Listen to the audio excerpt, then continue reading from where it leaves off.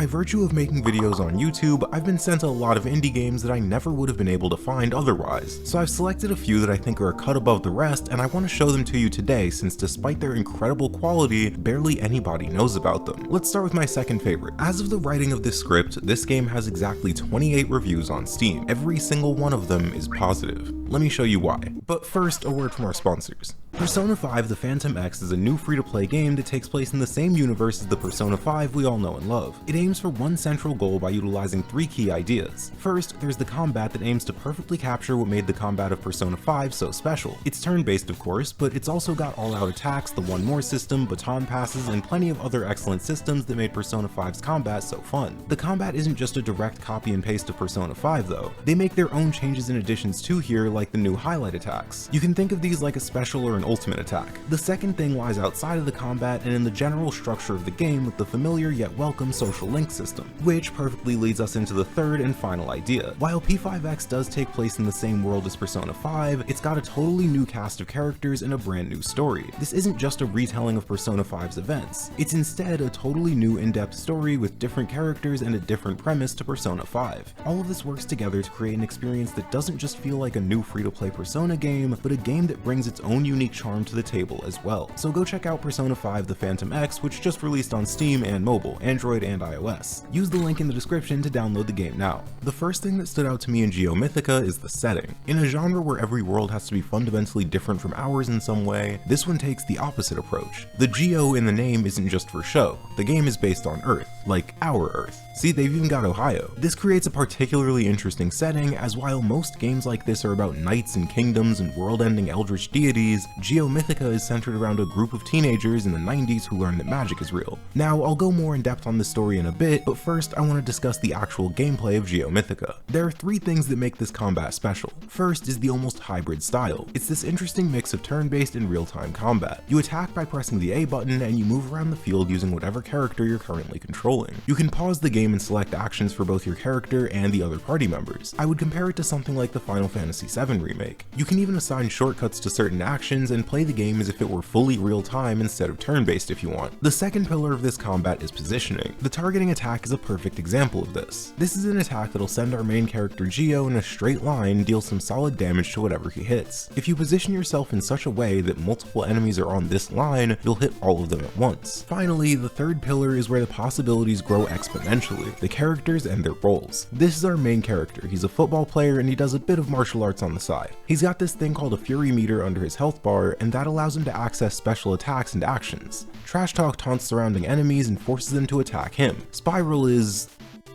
Wait a minute. Spiral is a quick AoE that can actually be used multiple times in a row with enough fury to deal even more damage. Keep that in mind, it'll be important in a second. And Stiff Arm is a skill that'll interrupt whatever the enemy was preparing to do. You gain fury by using normal attacks or by getting hit, and the amount of fury you gain is based on the damage of the hits that you deal or receive. With this in mind, there are a few different ways you can build Geo. You can make him pure tank, focusing on upgrading his defense and Trash Talk to ensure that he's always being targeted, then use something like Stiff Arm to protect the party from harm. Constantly getting attacked like this will keep his fury high and allow him to continually refresh Trash Talk, or you could instead go in the opposite direction and focus on damage by upgrading your targeting attack. You may even choose to make a more crit focused build. Geo has a skill that increases the damage of his crits, so maybe you'll focus on that instead. This is where Spiral being a multi-hit attack comes in handy. If I'm building a crit focused Geo, I can use Spiral to hit more often, thereby giving myself more chances to crit. Of course, generating fury as an attacker is going to be a bit harder than doing so as a tank, since you'll usually have more than just one enemy attacking you at any given time if you're tanking for the entire party. With this in mind, you might choose to use a more hybrid focused build where you can generate more fury as a tank while focusing on one single high damage attack and completely disregard crits. These are just a few extreme examples, and there are plenty of different directions you can go for this character. Yet this is just one character. This level of depth and complexity exists with every single character in the game. The way upgrading works in this game is particularly unique in that you can actually respec all of your points at any time for no cost at all. all. So maybe you did choose to make Geo a tank, but you didn't like it. Well, that's fine, just switch to a different build. The game knows about this ability too, and it'll occasionally throw challenges at you that require you to build a party specifically made to counter them. Things like a dungeon filled with enemies that only take magic damage, for example. Speaking of magic, that's just as non-committal as well. You unlock spells throughout the game, but at any time you can swap them between characters at will. There's already an incredible level of depth in each character without considering the magic system, but with it, your options are near endless. All of this leads to gameplay that's incredibly expressive and really pushes you to experiment and find the best build for your personal playstyle. Customization and player choice are at the very center of the combat in Geo Mythica, and it's absolutely wonderful. The mechanics here are extraordinarily well thought out and executed, and the depth of each character and the builds you can create are astounding. Yet this game's story is almost equally impressive. The story of Geo Mythica excels thanks to its pacing, characters, and themes. The pacing feels almost perfect. The game even allows you a bit of a choice in where you'd like to go next at certain points. It almost feels like a Saturday morning cartoon where you reach an area, find some kind of supernatural problem, solve it, and then move on to the next. This leads to a constant feeling of excitement, discovery, and wonder as you travel the globe. The stakes gradually increase, the characters experience meaningful events that throw their ideals into question, and the story ends exactly when and where it should. Speaking of those characters, they're great. By virtue of the story not being particularly long, only around 15 hours, and the focus of the plot being primarily on the overarching narrative more than the individual stories, the characters themselves aren't remarkably complex, and that's okay. For example, our primary and secondary protagonists, Geo and Liliana, aren't necessarily the most deep and nuanced characters, but the ways in which their ideals clash and how that changes them throughout the journey feels genuinely meaningful. Finally, the themes of the game are primarily demonstrated through the characters and how they react to certain situations. The antagonists are especially strong in this regard. Perhaps the greatest part of the story, though, is something that stands almost as a backdrop to the plot itself: the general feeling of the world. Each city you go to has its own theme that represents that part of the world. Remember, this world is based on Earth, so something like New Orleans has smooth jazz-like music due to its status as the birthplace of the genre. The places you visit have real facts and stories about the world, not just the super well-known ones like the Sphinx of Egypt or the Nazca lines, but even things like the Mahaha from Inuit folklore. The game even takes advantage of the fact that there are mysteries in our world that haven't been solved. I'm not even going to give an example of this here since this reveal was one of my favorite moments in the entire game, but I'm sure you can think of a few. I didn't really think I would want to read every single piece of dialogue from every single character, but there are just so many stories here, so many facts to learn and mysteries to uncover that I felt like it would be a waste to not see everything I could. Alright, while I'd happily go on about this game for hours, we do have others to cover, so next let's look at a game that's so unique I almost struggle to describe it. It's what I consider the most underrated game of last year, and it even got a shout out at the Game Awards from Balatro. Naturally then, it's not super unknown, especially compared to the other games on this list. However, I'm of the opinion that it's not just the most underrated game of last year, but one of the most underrated games of all time. Okay, enough glazing, let's take a look. There's a lot that stood out to me in Arco. The brilliantly creative gameplay that forced you to think your way out of these seemingly unfair situations, the masterful sound design that added both feeling and weight to each and every action the player took, and of course the jaw-dropping art that caused you to stop and stare at these stunning scenes laid out before you. I truly love modern games, but there's something I feel we've lost in the pursuit of better graphics and visual fidelity in these near photorealistic worlds. Something we've lost in the ever-increasing need for games to be smooth and easily digestible to ensure that the player is never once confused or asked to think about what to do next, never once needing to wonder about the inherent mysteries of these worlds. Now, just to be clear, I'm not a hater of new games. A lot of my favorite games of all time have come out in the past decade, but when I play games like Arco, I'm reminded of the profound potential this medium has and is so often uninterested in taking advantage of. So with that, I'll ask you a question. When you look at this landscape, what do you see? To those of you who get this game, this type of game, you see the same thing that I do. To those of you who don't, I'm gonna try my best to explain what it is, because maybe in doing so, you'll be able to see it too.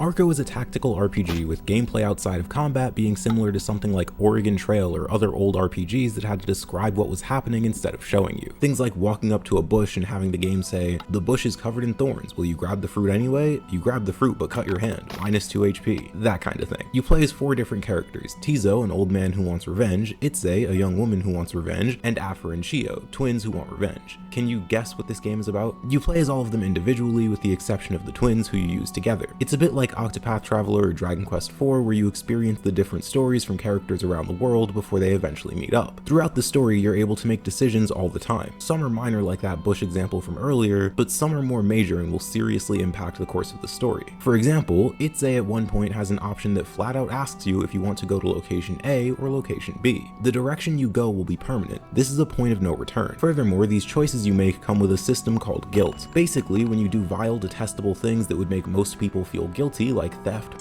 or leaving an empty container in the fridge when there's clearly no cake left, you'll accumulate guilt. This guilt will cause the ghosts of your past to haunt you. More on that later. Now, obviously, I won't say much more about this story so as to avoid spoilers, but I will say that it has a moment so good that I genuinely believe only 3 other games I've played have been able to pull off something similar, and one of them honestly might be a stretch. So, since I can't really say much else about the story, this is a lie, I will come back to the story later. We'll jump into what's often my favorite part of most games, the gameplay, and more specifically, the combat. I was worried that the combat in Arco wouldn't be good. Furthermore, I was worried that it would be a bit too complicated, especially considering the devs themselves put out a tutorial on it, suggesting that the one that existed in-game wasn't good enough for some people. This was a rather concerning thought. However, just a few hours in, I was granted a feeling that almost no other game was able to give me. To fully understand this feeling, we need to start from the bottom and dissect each part of this game's combat as they build up to create this one-of-a-kind experience. Beginning with the basics, this is your character and these are the enemies. During your turn, the game will pause and allow you to map out your actions. You can move, wait, or use a skill. The enemies also have these same 3 options. When you confirm your action, the turn begins and you watch as the actions of all the units on the battlefield play out. The turn ends and you repeat until the enemy's HP reaches 0 or yours does. Now let's rewind a bit and look at the 3 options, starting with the most simple one.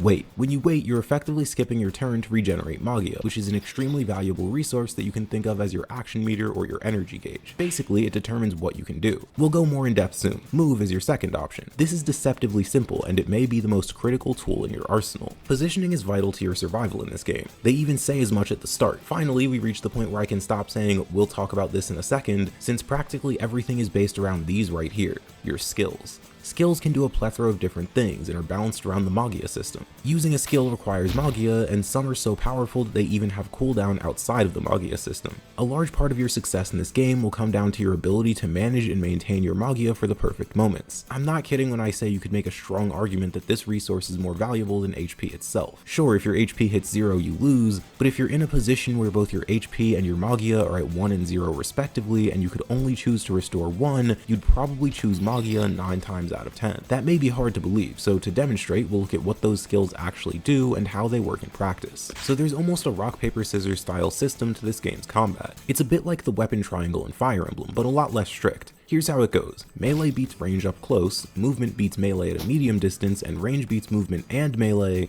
sometimes. It depends. Look, I said it was a lot less strict. What really matters here is positioning. Melee is far too fast for range up close. It'll always hit first. HP in this game is pretty limited, both yours and your opponent's. Equally, the effect that certain skills can have are extremely devastating. Let's look at an example. There are some attacks that can stun whatever unit they hit, preventing them from doing anything until next turn. Now remember, HP is limited, right? So say a character has 5 HP and they get hit by this stun attack that deals 3 damage. Now we can't move and we have to take another hit. Mercifully, that stun attack is likely on cooldown, so we don't have to worry about getting stunned again, but we do have to worry about, well, everything else. If our opponent here has 3 Magia, we probably lose. Here's why. First, we'll take one normal attack that'll deal 1 damage. This won't stun us, but it will bring us down to 1 HP. Now I know what you're thinking. Well, we're not stunned anymore, so we're safe. Not quite. See, unless we have an attack that can either interrupt or kill in one single hit, or a skill that can quickly get us out of here, we're cooked. There's an attribute to certain skills called Interrupt, which effectively skips the target's turn, but only if they land before the target uses their skill. So if we have an Interrupt here, we can use it to skip the opponent's turn and figure out a solution from there. But if we don't, our only option left is to use an evasive skill to get away. If we lack both of those, or the Magia to use them,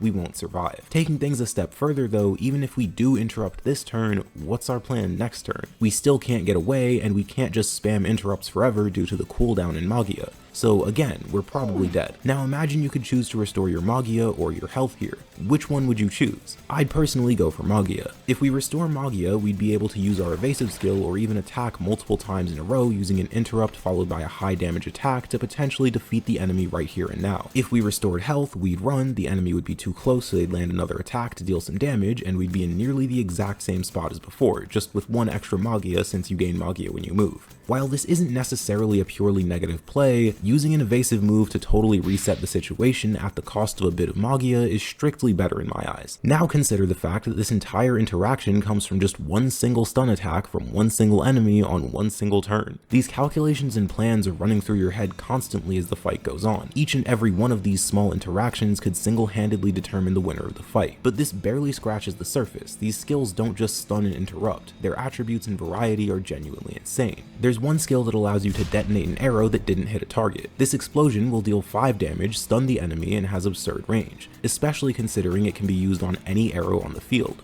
Or what about Swap Teleport? This is an ability that lets you swap places with an enemy, stunning them in the process and repositioning yourself. This doesn't use your turn either, so you could swap, then instantly follow up with an attack. The skills that you have access to are just so overwhelmingly powerful, and the HP is so limited that oftentimes simply being able to act multiple times, reposition, or use your most powerful skills will be more valuable to you than just restoring your HP. However, it's entirely possible that your playstyle will benefit from HP more than Magia. I personally focused on blitzing enemies as fast as I could, but you can really experiment here and create your own strategy. I'll go more in depth on that, but first we need to talk about the enemies, since believe it or not, everything I just described is less than half of what makes the combat so special. Part of why all of this works so well is because of the variety of the enemies, not just in their attacks, but in their personalities as well. Every single one of them has both a game plan and a skill set to accomplish it. This is the Mad Toad. He's an angry guy and he uses his agility to his advantage. He's got 3 attacks: Jump, Shoot Tongue, and depending on the variety, Bubble Shield. Jump is a 2-turn attack that causes an AoE wherever the toad lands. Shoot Tongue is an incredibly fast melee attack with solid range that interrupts. Finally, the occasional Bubble Shield will protect a target from any kind of attack for a few turns. You can avoid the Shoot Tongue attack by running perpendicular to it. The Jump requires you to stay out of range, and the Bubble Shield can either be interrupted before it's cast or stalled out once it is. Of course, this is going to be character and skill dependent, but when fighting these enemies, I like to be at a close to medium range to take advantage of the opening when they land from their jump while remaining far enough to avoid the tongue attack. This one, on the other hand, is a sniper. In an ideal world, you would never be further than 3 inches away from this guy, because if you are,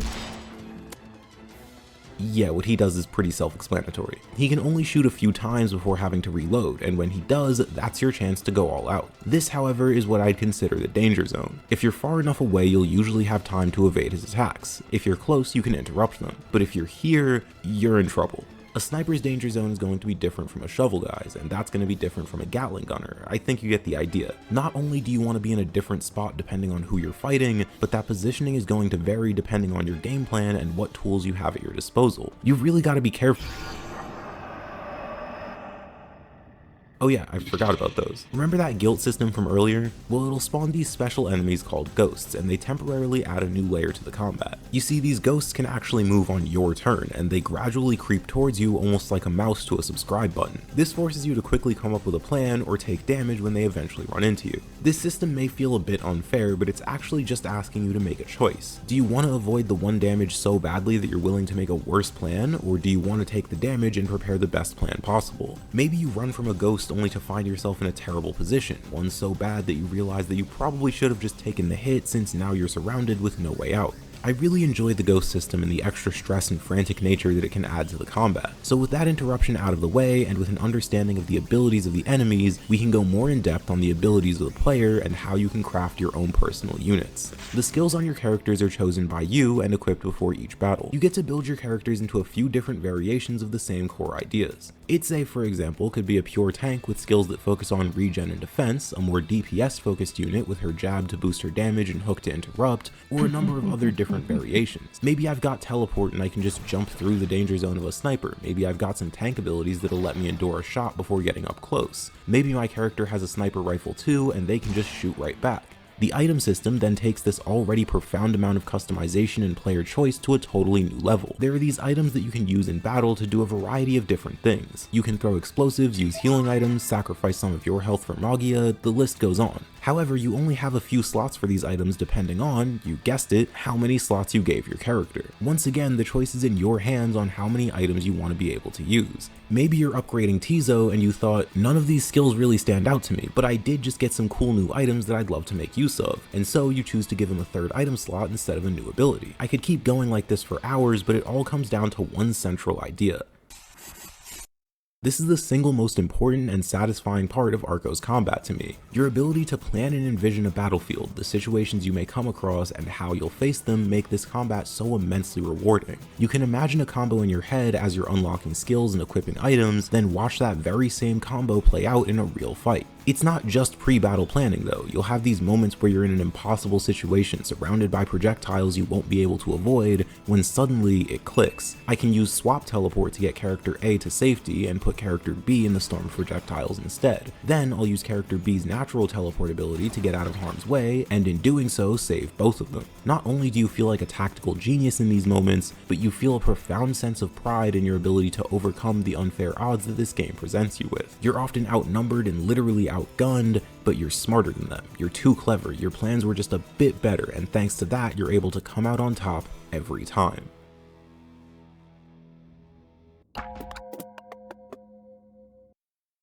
This moment right here perfectly encapsulates what makes this game so special. There's this thing that adds to every single aspect of the game, and it's something that, perhaps because they don't have to, most modern games don't really take advantage of anymore. There are so many moments like this throughout the game that just use one line, one sentence, just a few simple words of text, and yet they hold so much weight. This isn't necessarily because of what the text itself is saying, but more because of the context. You'll stand atop a hill overlooking a valley that stretches on forever with the simple line, "After a lifetime of waking up to the same view every day, it's cool to see so many new sights on this journey." That's it. It's certainly nothing particularly profound, but this splash of images floods your mind as you read it. You've probably woken up to the same view every day at some point in your life, assuming you don't right now. You know what this is like, how it gradually gets more and more boring, almost as though the setting itself is losing saturation with each passing day. Then you go into a new town or city, and all of a sudden the world itself inexplicably seems more vibrant. But it's not just about the ideas that this one sentence puts into your mind. It also serves to enhance this already stunning scene in front of you. It feels more significant now with the context that this isn't just fresh and awe-inspiring to you, the player, but to the character as well. On the opposite end of the spectrum, a throwaway enemy will say a generic line that you've heard thousands of times in hundreds of games, movies, and shows, and yet here it elicits such a visceral, almost furious response due to the situation surrounding it. Arco is so good at taking this incomplete picture and asking your mind to fill in the rest. This is a trend that flows through the environments as well, not just the rolling hills and vast plains that expand out into the horizon, but the temples and caves too. You'll go down one path and find all this interesting stuff, statues with stories and legends that have long since been forgotten, creatures who have made this dilapidated place home, and seemingly impossible phenomena that you can't begin to explain. But then you go back and see a boulder or a cave-in that's blocking an entire separate path. What could be down there? What kind of mysteries or stories await that you'll never be able to see? There's this overwhelming sense of wonder that permeates through so much of this game, and it's only able to exist not because you have these enormous set pieces or endless caverns that you can explore and plunder for hours. No, this sense of wonder comes from this game's masterful ability to show you something so fascinating and intriguing that you can't help but think of what could have been behind door number 2. It creates this feeling that you're only seeing part of the picture and you're being forced to imagine what exists in the rest. Crucially, however, this game does not rely purely on imagination. Plenty of games use pixel art or deliberately vague stories to force you to fill in the blanks and make your own world. On the opposite end of the spectrum, there are games with a budget larger than what most people will make in their lifetime. These games are so focused on giving one specific and perfectly tailored type of experience that there's barely any room left for the player's input, if any at all. You don't have to imagine the details because they already exist. You don't need to envision the expressions on the characters' faces because they're already stunningly realistic. These worlds are created for you, and that's okay. There's absolutely nothing wrong with that, but there's just something so meaningful in a world that you helped form. Arco gives you this extraordinarily interesting snapshot before your mind fills in the rest. Where so many games would say, here's a canvas, now paint, or here's a work of art, now consume it, this game presents you with an outline of the Mona Lisa and asks you to finish the rest. You can tell there's something special here. It's not a blank slate, nor is it a masterpiece that you had no hand in creating. It's an incomplete work of art that you, using the endless power of your own mind, are able to grant form, meaning, and purpose. This isn't even mentioning the sound design here, which is something that I usually avoid talking about since I'm far from an audio technician, but something about the sound effects and music in this game is just too exceptional to ignore. The slow, quiet strumming of the guitar with these Wait, what are those instruments called? Do you see why I don't talk about this stuff? Whatever. You just find yourself submerged in your own thoughts as your mind wanders endlessly by itself to places so clearly unknown yet so comfortably familiar. You feel as though you're getting lost in a place you've been your entire life. You're enveloped by this warm, soothing atmosphere that you could easily see yourself spending hours in without a single second going by. Not due to the precise combat or the fluid movement or the grandiose bosses, but because of the ability to get lost while standing completely still.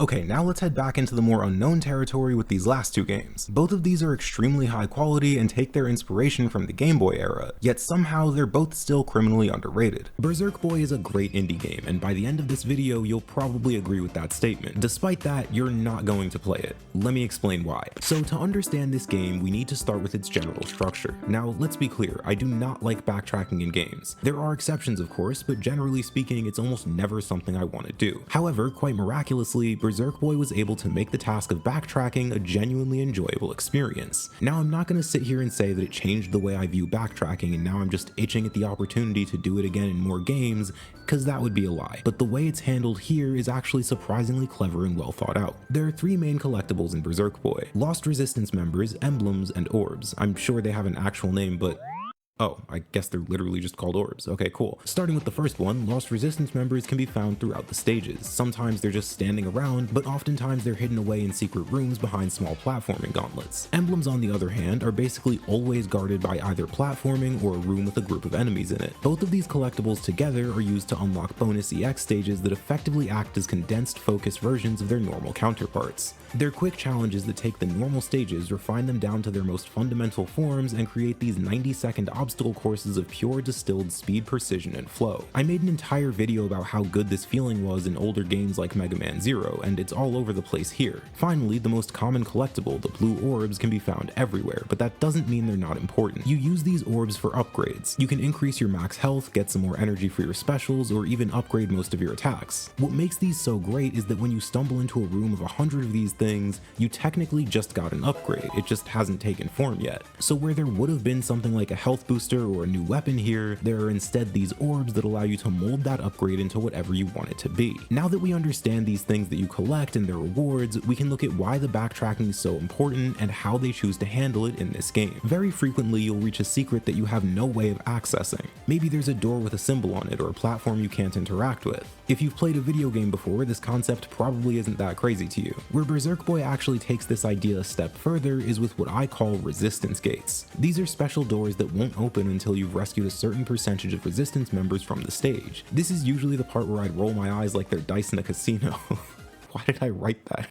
I'd get annoyed, drop the game, and play basically anything else. The devs had a feeling this would happen though, and almost as if they were thinking about people like me who really don't like backtracking, they implemented two systems. First, let's go over the obvious one. You don't need to collect all of this stuff to beat the game. Granted, you do need to collect some of it to see the credits, but it's such a small number that you can mostly do it in the background without much thought. With the exception of that, everything here is optional. You don't need to complete EX stages, you don't need to get every upgrade, and the orbs that you get throughout a normal playthrough will be more than enough to upgrade the essentials like your health and energy. The second and significantly more important thing that makes backtracking mostly a breeze is the teleporter system. There are 4 checkpoints in every stage, and upon reaching each one, you can open up the menu, select the checkpoint you'd like to return to, and head back. It's about as easy as it gets. Well, granted, pressing the subscribe button is probably a lot easier since you don't even need to reach a checkpoint to do it, but I digress. This teleporter system not only makes backtracking significantly more smooth, as you don't have to run back through the entire stage just because you reached the resistance quota, but it also makes searching for secrets substantially more simple as well. Now, this system could be improved a bit by automatically unlocking all the teleporters the moment you complete a stage, as that way you would no longer have to complete the entire stage when returning with a new upgrade, but it's not a huge deal. As great as this is though, it's all just quality of life at the end of the day. What really makes Berserk Boy stand out are the designs of the stages and the suit system, which together are able to create something in 30 minutes that most games struggle to do in over a dozen hours. So I'm gonna assume you have eyes and say that you can probably probably tell this game is a platformer. In most platformers, gravity is an extremely fundamental part of the experience. You jump, then fall back down. It's extremely simple and you've done it tens of thousands of times, but here's a question. If you could ignore that gravity, what would that do to the game? Imagine if in World 3 Mario just got wings and was able to fly around indefinitely. That'd totally break the game, right? I mean, sure, it'd be fun for a little bit, but that type of upgrade is just too powerful for a platformer.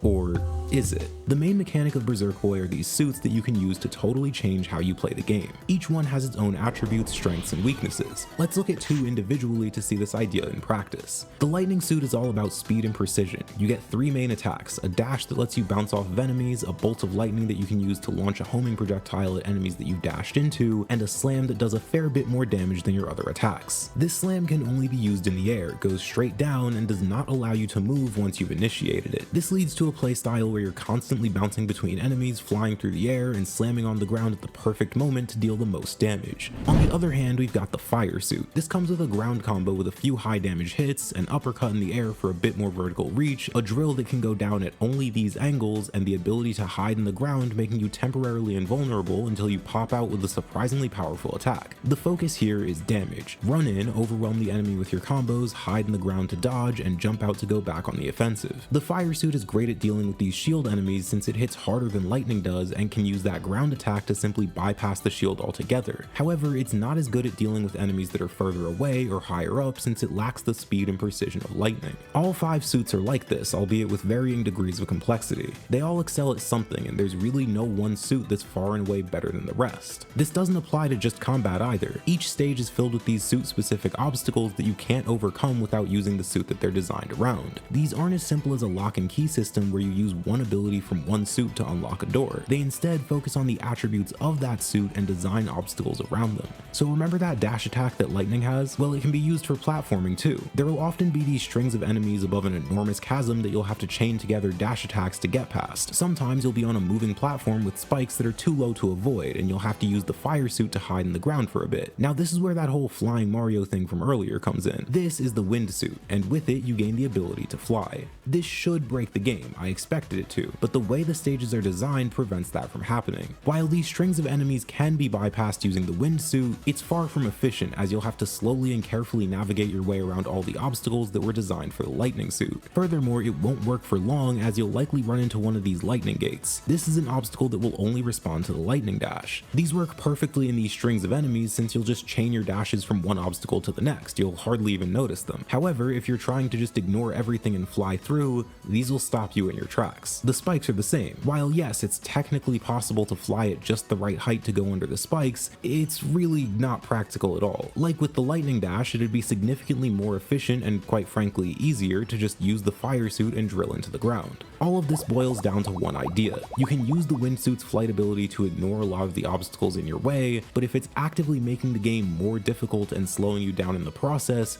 did it actually break the game? I'm not sure. Does something that allows you to ignore the game's mechanics but actively make the game slower and more difficult count as breaking the game to you? Let me know what you think. I'd love to hear your thoughts on it. Anyway, that aside, the stage designs and the suits do allow for something that's a bit harder to put into words. You know that feeling you get at the end of a game, not just platformers, but any game really, when you're using all of the mechanics to counter everything the game is throwing at you, actively demonstrating your mastery over all the game's systems and moving through in this almost flow state where you know exactly what to do and when? I absolutely love that feeling, and believe it or not, Berserk Boy is actually able to capture it as early as the 4th stage in the game. Remember how each suit has different mechanics when it comes to platforming? Well, the game gradually introduces you to these mechanics after you unlock them in a safe and controlled environment. The moment it's certain you understand them, it throws you right back into the fire and asks you to demonstrate your mastery of everything you've learned so far at the same time. There will be these sequences where you're asked to start in lightning by dashing through a chain of enemies, then instantly switch to fire to move a platform, then back to lightning to get a gate out of the way, then back to fire to drill through some dirt, and so on. These sections feel so good to run through because switching feels so deliberate and purposeful. You're actively switching between these two forms as the game demands it, and you're constantly changing how you play at the drop of a hat. First you're jumping on platforms, next you're dashing through lanterns, now you're flying through the air. It feels so varied and exciting, and it's a large reason why platforming never really felt dull despite a lot of the same hazards existing through the entire game. The lightning gates, for example, are here from the very start all the way to the end, but it's how you interact with these hazards along with your ability to recognize and respond to them at a moment's notice that makes them feel so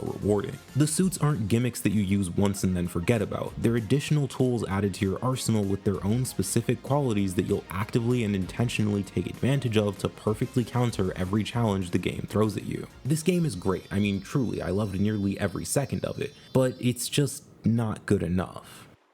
There's this great quote from an NBA player named Brian Scalabrine. For some context, next to players you've heard of like LeBron James, this guy is not very good. He's a bench warmer, barely plays in any actual games, and is more likely to be the guy to get you a water bottle than a championship. The quote from him goes, "I am closer to LeBron than you are to me." Even the worst NBA player is insanely good at basketball, better than you or me or probably anyone you know will ever be. Unfortunately, because they play against the best players of all time, they may look mediocre or even bad. The developer of Berserk Boy could go on an interview tomorrow and say Berserk Boy is closer to Hollow Knight than any game you can make will be to Berserk Boy, and he'd probably be right. This is a very, very good video game. I'm not going to argue it's better than Hollow Knight because we both know it's not, but it's still undeniably an outstanding piece of work, and Berserk Boy isn't special in that it's the only great indie game with less than 300 reviews on Steam. No, quite the opposite. It's probably one of thousands of games that will go unknown and unplayed because they just aren't good enough.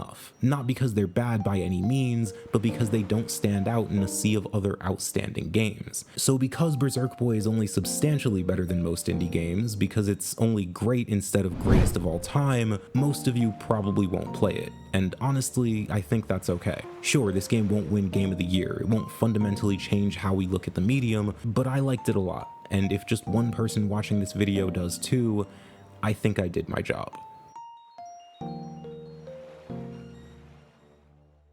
If you could isolate nostalgia into one concentrated substance and then use that substance to make a game, you'd probably get something like Pipistrello. What really impresses me about this game, however, is the fact that it isn't simply replicating what's already been done. It's somehow capturing those vibes, those feelings from decades ago, and making them feel fresh and new. I still vividly remember playing games on my Game Boy. Personally, it was the very first thing that I could game on that I actually owned, and that ownership felt especially real with the Game Boy. This wasn't a console that you could only play at home or at a friend's house. No, the Game Boy went with you everywhere. It almost became a part of you. I think that's a large reason why the nostalgia for this era is so strong. Sure, there have been other portable consoles, but nothing as portable as this little 3x3 square that you could just toss in your pocket whenever you left the house. But what made the Game Boy so special wasn't just the portability of the console, it was the library. The almost crunchy feel of the soundtracks was just so different and unique. Still, to this day, I rarely hear songs in games that capture that feeling. There was also that look, the pixel art of course, but the colors too. The games from this era were almost aggressively vibrant and saturated. Now, while I could continue talking about the Game Boy, let's move on to the actual game, since it perfectly captures this feeling. From the moment you boot up this game, it makes its inspirations extremely clear. The title screen is literally just a Game Boy. This continues when you actually start playing it, and two things immediately jump out at you. First, there's that very same aggressively vibrant color palette. The character you play as is this blue beetle with a red coat and a green yo-yo string, which in itself feels a little Pokemon-esque. I mean, even the yo-yo itself is yellow. Sorry, I'm reaching a bit, these are just primary colors. Anyway, that vibrance is on full display here, and it's a wonderful contrast to so many games that feel washed out and dull nowadays. In a world where everything has to be less saturated and more realistic, Pipistrello isn't afraid to burn out your monitor by turning the saturation slider as high as it can possibly go. The second thing that you'll notice when you start the game is the soundtrack, although maybe you'll notice that first? I don't know, it doesn't matter. Just listen to this.